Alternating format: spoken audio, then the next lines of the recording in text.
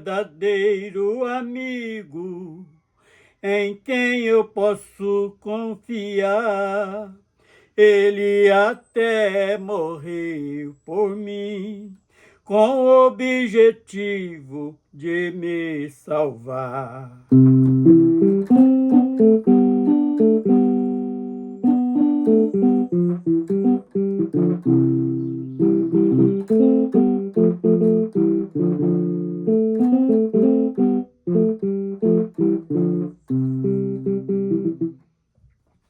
Ele foi pendurado em uma cruz, e o seu sangue ele veio derramar. Era o único sangue perfeito que servia para me espiar.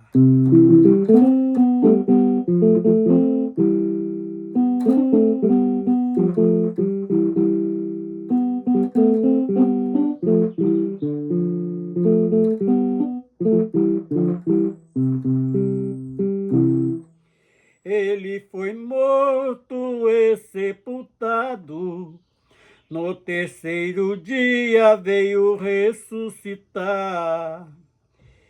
E também avisou os apóstolos para em Jerusalém ficar.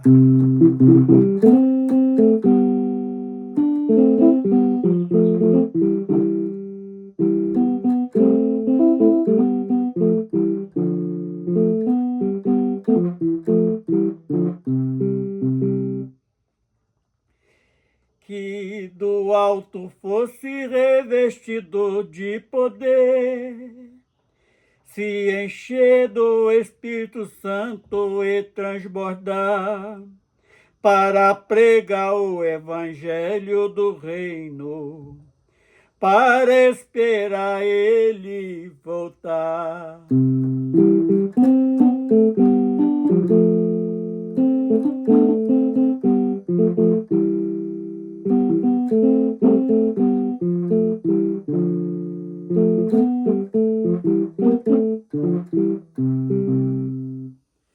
Seu Deus, nós te adoramos, Senhor, por mais o privilégio de alcançar de Ti todas as revelações, para fazer daquilo que nos dá tanto prazer, que é falar da Tua palavra, da palavra do Teu reino.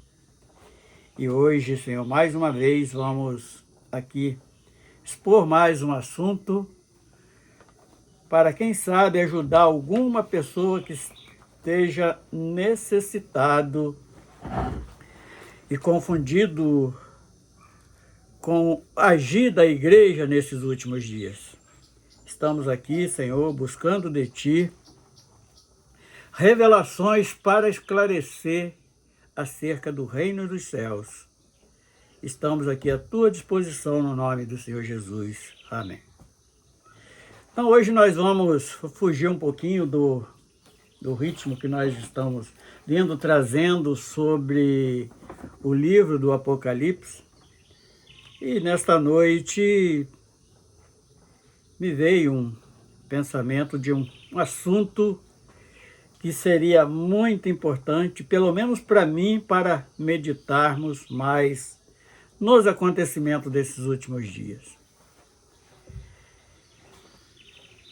Falar sobre a rejeição da verdade. E isto é algo que nós, prestando atenção em todo o decorrer da trajetória do homem na Terra, ele sempre tem rejeitado aquilo que vem da parte dos céus para a vida do homem. Então nós vemos a primeira rejeição lá no Gênesis, ali no feito de um servo do passado, que era Noé, quando ele pregava sobre o reino dos céus, sobre o dilúvio que estava por vir. E naquela época já foi rejeitado a mensagem de salvação. Então, Gênesis 6, 13 e 22 fala exatamente deste assunto da rejeição do homem para com a palavra de Deus. E depois, caminhando mais um pouco ainda lá no Gênesis, nós encontramos a figura de uma família a qual tinha a promessa sobre o servo por nome José, que quando ele tem um sonho até com revelações espirituais para aquela família, e seus irmãos resolvem atrair aquele irmão e com a intenção até de matá-lo, mas acabaram vendendo ele como escravo para o Egito. Está em Gênesis, no capítulo 37. Depois, caminhando mais um pouco em 1 Reis 17, e 18 e 19, nós também vamos encontrar uma situação de um reinado já com a nação de Israel constituída. Vamos encontrar uma situação de um rei judeu que casa ali com uma estrangeira, uma mulher que trouxe grandes tropeços para a caminhada do povo de Israel, falando de Jezabel no governo de Acabe. Então, naquela época, tinha também um profeta por nome Elias, e aquele homem foi perseguido, jurado de morte, e conhecemos bem a história do que aconteceu também por rejeitar a palavra da verdade. E mais tarde, e também encontramos, antes um pouco deste acontecimento, a figura de Samuel, quando ele reclama com Deus que eles estavam rejeitando. Aí Deus fala com ele: olha, Samuel, eles não estão rejeitando a ti, eles estão rejeitando a mim. Porque eles estão rejeitando aquilo que eu tenho enviado meu servo para instruí-los, e quando rejeita estas ordenâncias que foi enviada por mim, eles estão rejeitando a mim. Nós vamos encontrar isto em 1º livro de Samuel, capítulo 8. E sabemos bem da história, o que aconteceu naquele período. E depois, a figura dos profetas, Jeremias, e tantos outros, que também, quando profetizava a verdade, aqueles que estavam à frente de Israel rejeitavam a verdade e preferiam profetas mentirosos, falsos profetas. Aqueles que proferiam mentira era do agrado do homem. E chegando já na nossa época do Novo Testamento, nós encontramos as doutrinas dos apóstolos, que foram também perseguidos de várias maneiras, mortos, crucificados, apedrejados, tudo em rejeição à palavra da verdade. E por último, nós encontramos Jesus, que ainda estende até os nossos dias, que os homens de hoje também estão rejeitando a palavra da verdade. Então eles estão à procura, até se dizem que se convertem, estão caminhando, ganha título de igreja, mas também rejeita a verdade e é provado no que eles estão buscando entre estas denominações. Então, o objetivo do homem é procurar aquilo que não é celestial, é aquilo que é terreno. Vamos abrir o versículo no livro de João, capítulo 3, versículo 31.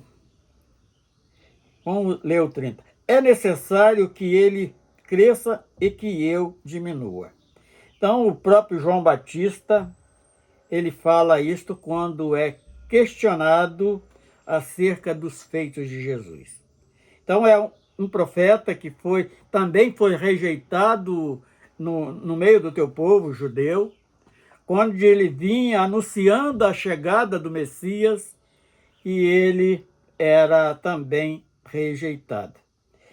E no versículo 31 diz assim: aquele que vem de cima é sobre todos, e aquele que vem da terra é da terra, fala da terra, e aquele que vem do céu é sobre todos. Então João Batista estava falando exatamente de Jesus, o que eles vieram a realizar, e a intenção de João Batista é para que o povo acreditasse naquela palavra, que era uma palavra verdadeira. Ele estava anunciando alguém que já estava sendo profetizado há muito tempo, há muitos anos. Vemos no Velho Testamento tudo que se fazia era apontando para o Cordeiro que tiraria o pecado do mundo.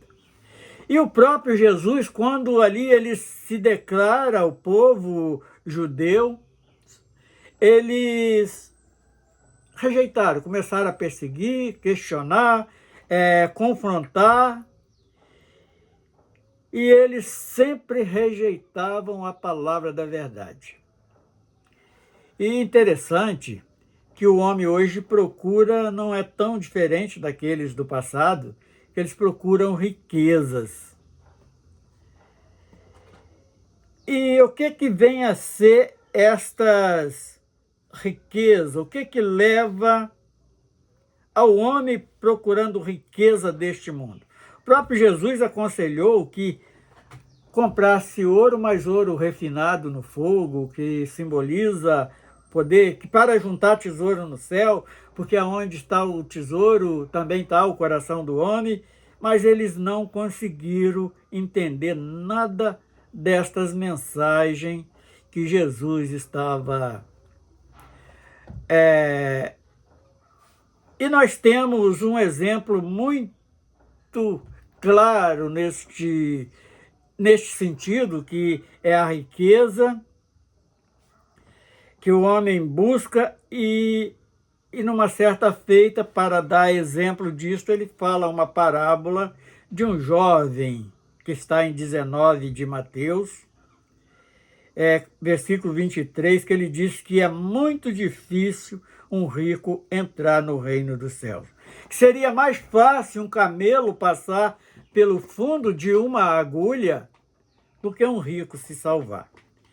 Mas esse rico que não vai se salvar é aquele que está preso nas coisas materiais, em riqueza deste mundo, que lá no céu não vai ter valor nenhum. E o homem está rejeitando esta verdade por riquezas terrenas, aquilo que vai perecer. E quando falta aquele patriarca daquela família, os herdeiros ficam ali brigando por aquilo que eles nem trabalharam. Aquilo que o pai conquistou, fica os herdeiros brigando por isto, e demonstra falta de amor e de obediência, honra, tudo aquilo que faz parte do mandamento, eles rejeitam por causa das riquezas deste mundo. Então, no capítulo 19, versículo 23 de Mateus, o próprio Jesus fala que é mais fácil um camelo passar no fundo de uma agulha do que um rico se salvar. Aí nós temos uma outra questão também, que o homem anda fazendo em detrimento da verdade, procurando curas. Nós vemos também um exemplo que o próprio Jesus deu, que isto está no coração do homem da nossa época, e ele encontra ali com 10 leprosos, ele cura os 10 leprosos e voltou apenas um. Então o que o homem está querendo é cura, uma cura superficial, não é a cura da alma. O que tem que verdadeiramente ser curado é a nossa alma, desta enfermidade terrível que tem nome de pecado. E o homem não está sendo conscientizado destas coisas. Aí tem também aqueles que estão à procura de casamento. Vamos fazer campanha, fazer isto, fazer aquilo, porque o rapaz quer arrumar uma esposa, a jovem quer arrumar um esposo, e fica ali fazendo uns rituais de campanhas que também não vai levar ao reino dos céus. Tem um ponto também que os homens de hoje, o ser humano de hoje, procura com muita frequência, mas corre um grave risco, aqueles que andam atrás de revelação. Saíram lá do espiritismo, catolicismo, sempre que eu fui católico até meus 33 anos de idade, eu conheço muito bem a prática dos católicos. Eles são católicos aos domingos para estar ali na missa, mas o restante do mês, da semana, vai aonde se acha capaz, buscando pitonisas e tantas outras coisas, procurando adivinhações. E adivinhações que não levam a nada, não levam a lugar algum, a não ser a condenação. Porque hoje aqueles que estão usando os lugares chamados de igreja para estar atrás destas revelações, eles não sabem que a maioria das revelações que saem são entregues por falsos mestres, falsos profetas, que proferem mentiras. E quando eles procuram essas revelações, o que eles encontram é mentiras, falsos profetas, heresias de falsos mestres e falsas profecias. E atrás dessas falsas profecias também encontra os falsos cristos, que o próprio Jesus deixou avisado a este respeito. E aquele que está guiado através da mentira do falso profeta, o resultado para ele está em Apocalipse 22:15, qual é o resultado para os mentirosos? Condenação. E aqueles que estão sendo guiados por estas mentiras também vão ser condenados. Nós não cansamos de falar para que a igreja deve estar baseada na palavra da verdade. E muitas das vezes as palavras da verdade está sendo substituída por dogmas humanos, aquilo que o homem está imaginando e colocando como doutrinas, ensinamentos. Também tem as falsas revelações, aquilo que está fugindo da verdade das Escrituras Sagradas. Tudo que nós precisamos para a nossa salvação, a salvação das nossas almas, está nas Escrituras Sagradas. Por que não procurar estar se baseando nos ensinamentos dos apóstolos? Porque ali está toda a base para a igreja caminhar. E isto é algo que nós precisamos estar meditando e e colocando nos nossos corações. E não é ser levado por enganos. E quando o homem está sendo enganado, ele está sendo explorado em tudo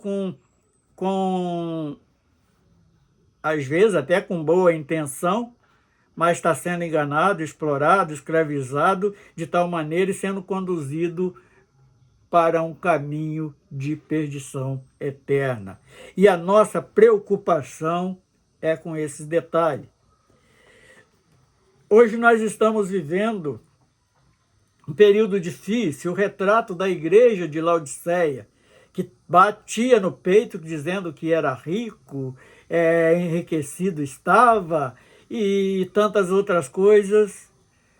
E o retrato que Jesus pinta aquela igreja é um retrato que não desejamos estar nela, que é uma igreja desgraçada, miserável, pobre, cega e nua.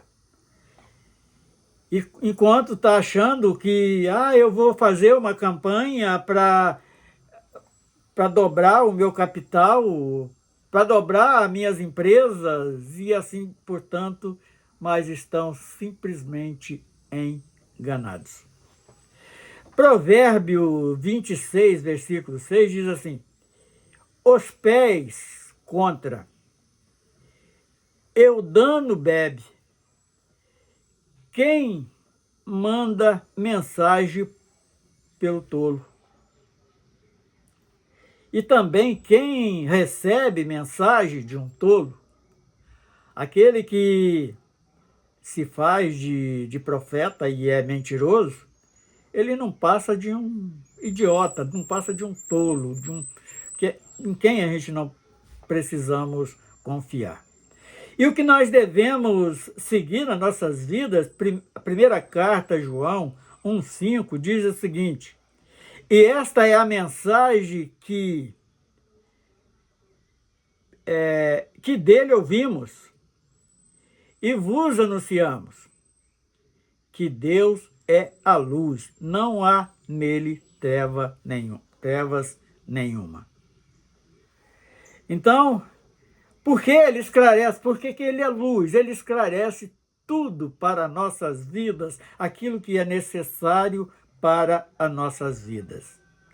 Ainda 1 João, capítulo 3, versículo 11, diz assim: porque esta é a mensagem que ouvimos desde o princípio, que nos amamos uns aos outros. E esta postura está muito difícil de encontrar. O próprio Jesus nos deixou um aviso a esse respeito, diz que por aumentar a iniquidade, o amor de muitos esfriaria. E nós estamos vivenciando isto até dentro do seio das famílias, aonde a igreja precisa estar fortalecida é dentro da família. Não é dentro de denominações que muitas das vezes só está ensinando heresias, enganando, torcendo a palavra de Deus de tal maneira e muitas das vezes rasgando mesmo as escrituras sagradas.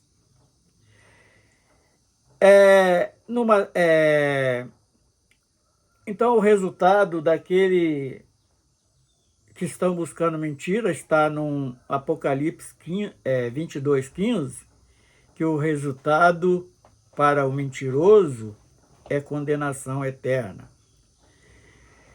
Exemplo para aquele que está buscando riquezas, Mateus 19:23, que é difícil um rico se salvar. Por quê? Porque ele se prende nas coisas materiais e esquece do reino dos céus.